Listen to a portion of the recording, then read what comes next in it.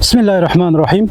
Umut Kervanı arama kurtarma ekibi olarak tüm vatandaşlarımızı bu sıcak yaz günlerinde boğulma vakalarına karşı uyarıyoruz.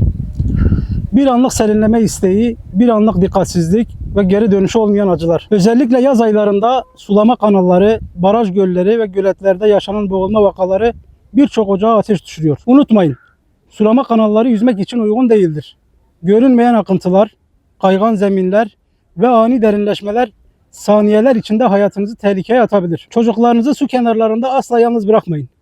Yüzmeyi biliyor olmak her zaman güvende olduğunuz anlamına gelmez. Bir kişinin boğulduğunu gördüğünüzde paniğe kapılmayın. Bilinçsizce suya atlamak ikinci bir can kaybına neden olabilir. Hemen 112 acil çağrı merkezini arayın ve güvenli yöntemlerle yardım etmeye çalışın. Tedbir hayat kurtarır. Suya değil, tedbire güvenin.